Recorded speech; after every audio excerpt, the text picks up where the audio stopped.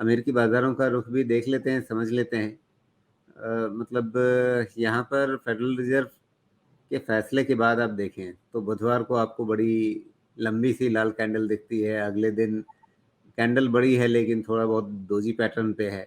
शुक्रवार को एक हरी कैंडल बनी हुई दिखी है। अ, क्या कह रहा है फेडरल रिज़र्व के बाद की जो चाल है बाज़ार की, उससे क्या समझ पा रहे हैं आप? हम्म। ये एकदम सिंपल है ना। दुनिया में सबसे बड़ा कंफ्यूज अगर कोई अभी कंट्री कॉन्टिनेंट है तो वो ये यूएस है। उनको तो खुद समझ नहीं आ रहा कि जिंदगी में करना क्या है। पूरा कंफ्यूजन है। लेकिन ये उतना ही बड़ा सच है कि उनके पास ज्यादा रेट मूव करने का रूम नहीं है, अदरवाइज बहुत बड़ा कैटास्ट्रॉफ लेके आएंगे। रेट ज्यादा मूव नहीं होगा, भले ही वो कुछ और उसका रास्ता निकालेंगे, लेकिन 25-50 से ज्यादा उनका रेट मूव करने का सिचुएशन नहीं है। जी। ओके, वो एक पॉइंट है। दूसरा पॉइंट ये है कि आप जो डाउ मतलब जोन्स इंटरेस्ट रेट साइकिल पर अब अमेरिका में एक तरह से अघोषित पॉज लग जाएगा। लगना ही लगना है, कोई डाउट नहीं। अभी क्या है कि देखिए, आपको अंदर में किसी तरह जेब में छेद हो गई है, उसको आपने किसी तरह रफ्फू करके रोका हुआ है। आप एक दो और रेट और बढ़ाइए, वो फिर फट जाएगा, उसके बाद कुछ सिस्टम नहीं बचेगा। तो एक लिमिट तक ही आप देख रहे हैं ना, बैंक्स क्यों उड़ रहे हैं। ट्रेजरी ऑपरेशन से ही उनको लॉस हो रहा है ना। 1.5% पे आपने उठाया हुआ है, वो अभी उसका रेट हो गया 5% का। जो कि ऑफिशियल है, बाकी तो रेट उससे हाई भी हो सकता है। तो उतना ट्रेजरी लॉस, उतना मार्क टू मार्केट लॉस कहाँ से कोई बेयर करने वाला है। 1.5% से अगर 3% कोई चीज हो जाती है तो 100% का नुकसान होता है ना, ऑलमोस्ट। अगर ये क्रूड लैंग्वेज में बात करें तो, एग्जैक्ट में नहीं कह रहा, देखने की कोशिश कीजिए तो 1.5 की चीज आपकी 5 हो गई है, तो बचा क्या है। तो ऐसे करके ठीक है, सिस्टम में आपको कंट्रोल करना है, लेकिन ईगो लेके कंट्रोल मत कीजिए ना कि जो भी हो जाए मैं इन्फ्लेशन के लिए रुकूंगा नहीं। नहीं रुकिए, दूसरा चीज खत्म कर देंगे आप। तो इतना एपेटाइट थोड़ी होता है कि मैंने बोल दिया इन्फ्लेशन लेके आऊंगा जीरो पे तो नेगेटिव लेके जाऊंगा, आपका इकोनॉमी ही खत्म हो जाएगा, लेके जाइए। मैं झुकेगा नहीं, ये डायलॉग जो है वो फिल्म में ठीक लगता है, लेकिन जब आप अर्थव्यवस्था संभाल रहे हैं, जब आप राजनीति कर रहे हैं, वहां पर ठीक नहीं चलता है। नहीं सर, हमारे काम में भी मैं बोलूं, हमको जितना हम्बल रह के हम काम कर सकते हैं उतना हम्बल रह के हम काम करें। क्योंकि पता नहीं है कल क्या दिखाने वाला है। मैं सिर्फ डेटा रीड करता हूँ, मैं बोल दूंगा एक खंबा लगा के कि यही हो जाएगा, तो कल को मेरी जो इज्जत है ना उसका मिट्टी पलीद हो जाने वाला है।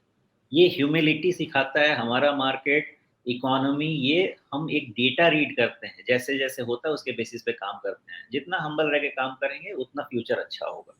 हम बोलेंगे कि हमारे हिसाब से मार्केट और इकोनॉमी चले, कुछ नहीं चलने। जी। तो फिर डाउ जोन्स के चार्ट में अभी किन लेवल्स पर नजर रखेंगे आप? हाँ देखिए, डाउ जोन्स में तो आप अपना फेवरेट एक ट्रेंड लाइन बना लीजिए अपर साइड में। और वो है आपका 14 फरवरी का हाई, और 23 मार्च का हाई। ये दो लेके आप अपसाइड का ट्रेंड लाइन बना लीजिए। और ये जब तक है तब तक आपका शॉर्ट टर्म ट्रेंड वीक है। और दूसरा, आप इसको कोरिलेट कर दीजिए इंडियन मार्केट के हिसाब से। इसमें भी लोअर टॉप बन रहा है। तो जब तक ये स्ट्रक्चर ब्रीच नहीं हो जाए लोअर टॉप का, तब तक हमें बहुत ज़्यादा खुश होने की जरूरत नहीं है। और इत्मीनान से आराम करना है। हो सकता है 31,000 भी देखने को मिले, हो सकता है उससे थोड़ा नीचे भी देखने को मिले। वो सब चूंकि अनसर्टेनिटी फेज में है और लोअर टॉप का स्ट्रक्चर है, तो वो सब देखने को मिलेगा। जी। इसलिए कोई जल्दबाजी नहीं, उसी की रीडिंग। अब यहीं पे सुमेश एक पाठशाला वाला सवाल है, जो चार्ट्स को देख करके ट्रेंड समझना चाहते हैं उनके लिए बहुत बेसिक सवाल है। कहीं भी जब आपके पास इस तरह की एक ट्रेंड लाइन बनी होती है और ट्रेंड लाइन में जो सबसे पास वाला जो टॉप है, अब हम इसमें ज़्यादा तवज्जो किसको दें? ट्रेंड लाइन कट जाने के साथ ही हम मान लें कि हाँ ट्रेंड बदल गया, या इसके साथ जो टॉप है अगला वाला, मान लीजिए इसी चार्ट में अगर हम देखें तो मान लीजिए कहीं 32,500 के आसपास ये ट्रेंड लाइन कट जाएगी और उसके ऊपर आपके पास 32,750 के आसपास ये आपका पिछला टॉप है, इमीडिएट टॉप या स्विंग हाई कह लीजिए। तो हम 32,750 के ऊपर कंफर्मेशन माने, या ट्रेंड लाइन कटते ही कंफर्मेशन मान लें कि ट्रेंड बदल गया? स्टार्ट इस चीज से करूंगा कि टेक्निकल एनालिसिस मोर देन पढ़ाई। आपका अंदर का जो विचार है ना, वो वहां पे जिसको बोलते हैं ना, वो वहां पे व्यक्त होता है। बस उससे रिलेट कीजिए, सब समझ में आएगा। अभी ये ट्रेंड लाइन क्या कह रहा है, ट्रेंड लाइन भी तो यही कह रहा है ना, सेंटिमेंट है ना कि हम लोअर हाई बना रहे हैं। करेक्ट है। अब हमारा दूसरा विचार क्या कहता है कि जिस दिन ये ट्रेंड लाइन कटेगा, मतलब लोअर हाई, हम थोड़ा सा ऊपर पुश करेंगे डिमांड को, तो ट्रेंड लाइन हम ऊपर कट करेंगे, तो ट्रेंड लाइन के ऊपर क्लोज होंगे तो ठीक है। पहला वो इंडिकेटर मिला कि हो सकता है कि हम वहाँ पे पॉजिटिव अब हो जाएँ, क्योंकि वो ट्रेंड जा रहा है। लेकिन साथ में आप वहाँ पे अलाउ कीजिए वॉल्यूम स्टडी। अगर वो आपको ट्रेंड लाइन कट करता है अच्छे वॉल्यूम के साथ, अच्छे डिलीवरी वॉल्यूम के साथ, तो वो आपका एक बेटर इंडिकेटर रहेगा। लेकिन वो आपका सिर्फ़ वहाँ पे इंडिकेट करता है कि अपने शॉर्ट्स को आप क्लोज़ कर लीजिए। उसके ऊपर थियरी यही कहती है कि 2-3 दिन का क्लोज़ चाहिए होता है। अब 2-3 दिन का क्लोज़ मिले, नहीं मिले, उससे ज़्यादा अपॉर्च्युनिटी निकल जाए, वो अलग बात है। जो थियरी कहती है कि 2-3 दिन का क्लोज़ चाहिए होता है। अगर वो नहीं मिलता है, उसमें निकलने लगता है, तो क्या? तो इस ट्रेंड लाइन के साथ आप एक कन्फर्मेशन मैट्रिक्स लगा दीजिए और वो है जो लेटेस्ट आपका टॉप है, उसके ऊपर क्लोज़ मिल गया। तो लार्जली आपका कन्फर्मेशन हो गया और आपके पास जो लेटेस्ट लो है, उसके उस पे स्टॉप लॉस लगा के आप ट्रेड कर सकते हैं। ये पहला तरीका है। दूसरा तरीका ये है कि आपको ये पोज़ीशन लेने के बाद भी एक थ्रोबैक मेथड जो मैं हमेशा कहता हूँ, उसका वेट करना चाहिए। हमेशा बहुत मोमेंटम हो उसमें जाकर सवार हो जाने की कोई ज़रूरत नहीं है, हमेशा थ्रोबैक मिलता है, आज मिले, कल मिले, परसों मिले। प्रॉब्लम होती क्या है, मोमेंटम में हमारे में बड़ी एनर्जी आ जाती है, भले हम गलत जाएँ। लेकिन जब थ्रोबैक आता है जो कि अच्छी अपॉर्च्युनिटी की जगह होती है, वहाँ पे हमारा एनर्जी एकदम डल हो जाता है कि अब सेंटिमेंट खराब हो। ये फ़र्क आपको करना है। ट्रेंड लाइन निकलने के बाद कन्फर्मेशन का वेट कीजिए और थ्रोबैक थ्रोबैक आया तो बहुत अच्छा है, थ्रोबैक आए भी तो खरीदने के लिए यूज़ करना है कब तक? जब तक आपका लेटेस्ट लो ब्रीच नहीं हो जाए ऑन क्लोजिंग बेसिस। बाकी वो फॉर्मेशन का जो भी स्ट्रक्चर बनेगा मतलब लेटेस्ट लो उसके हिसाब से स्टॉप लॉस लगा के काम कर सकते जी, तो ये एक मोटी-मोटी बात कि कभी भी ट्रेंड लाइन्स और रीसेंट हाई, रीसेंट लो, इन सब का कैसे इस्तेमाल करना चाहिए ट्रेडिंग में और कैसे बाज़ार के रुझान को या किसी शेयर के रुझान को समझने के लिए इन टूल्स का, इन औज़ारों का मतलब इस्तेमाल करना चाहिए। चलिए, अब हम लोग डाउ जोन्स की बात कर रहे थे, एस&पी 500 की चार्ट पर भी जल्दी से नज़र डाल लेते हैं। 3971 फिलहाल ये बंद स्तर है। यहाँ भी कुछ हद तक कह सकते हैं कि जो आप निफ्टी में हेड एंड शोल्डर देख रहे थे, क्या वैसा कुछ यहाँ भी बनता हुआ दिख रहा है क्या? यहाँ पर आपके पास 2 मतलब नेकलाइन बड़ी साफ-साफ आपको दिख रही है। लेफ्ट शोल्डर बना हुआ आपको दिख रहा है। राइट शोल्डर बनना बाकी है। क्या यहाँ भी आप एक हेड एंड शोल्डर की संभावना लेकर के चलेंगे? हैं। तो ये तो डिपेंड करता है ना कि ग्लास हाफ फुल और हाफ एम्प्टी आधा भरा है। तो आप ये जो देख रहे हैं तो एक और ट्रेंड लाइन आप बनाइए। आप जी, एक और ट्रेंड लाइन बनाएँ 14 फरवरी का हाई और 6 मार्च का हाई, ओके? हर 14 चीज़ फरवरी। हाँ, 14 फरवरी का हाई, करेक्ट। जी, और दूसरा कौन-सा बोला मैं भूल गया। 6 मार्च। हाँ, उसका हाई। तो वो सब तो हर एक ही साथ आ रहे हैं। अगर मैं उससे पहले के भी टॉप को नहीं, ले लूँ तो उसको नहीं लेना है, वो ड्रिफ्ट सही नहीं है। भले ही वहाँ से मिल जाए, लेकिन थियरी को चैलेंज नहीं करना है। वहाँ से आपको जो इंक्लिनेशन है, वो सही नहीं मिलेगा, ओके? जी, इसकी भी स्टडी करनी चाहिए, एक तरफ जी, की ही नहीं करनी है। दोनों में से जो सच होता है, उसको देखना पड़ेगा। तो ये अगर सच हुआ ना, तो आपको ये डाउ जोन्स को मैच करेगा, जी। ओके? तो दोनों तरफ की करेंगे पढ़ाई, नीचे गिरा तो फिर मतलब नीचे या तो ट्रायंगल ब्रेकआउट होगा या हेड एंड शोल्डर बन जाएगा। करेक्ट बात, एकदम करेक्ट बात।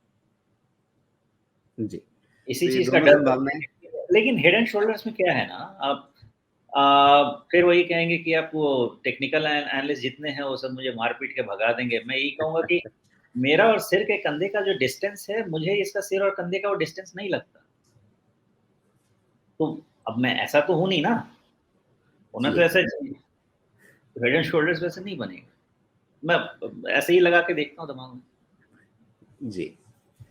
चलिए, इसमें कंधे बहुत ज़्यादा बड़े हैं अनुपात में, आप ये कह रहे हैं। हाँ, जी। अब तो इसमें अगर ट्रायंगल ब्रेकआउट देखना है तो उसका कन्फर्मेशन कहाँ पे होगा? क्या उसके लिए हमें इंतज़ार करना पड़ेगा 4040 का? हाँ, उसका वेट कर लीजिए। आपको याद होगा मैंने 4100 बोला हुआ था। कुछ सोच के बोला है मार्जिन ऑफ एरर लगा के उसका वेट करेंगे। जी, 4100 यानी उसके पिछले वाला स्विंग हाई जो है वो भी पार हो जाएगा, बहुत बढ़िया कन्फर्मेशन हो जाएगी उसके बाद। अरे ये अब इसलिए कह रहा हूँ ना कि ये जी, जी। बड़े धोखेबाज हैं इंडिसेस ये तीनों, तीनों के इसलिए वो थोड़ा मार्जिन ऑफ एरर जी, ज़्यादा। आप ये हमेशा कहते हैं कि इनमें रिट्रेसमेंट उतने ढंग से काम नहीं करता, मतलब लेवल्स इनमें टेक्निकल जो हैं वो छकाते हैं।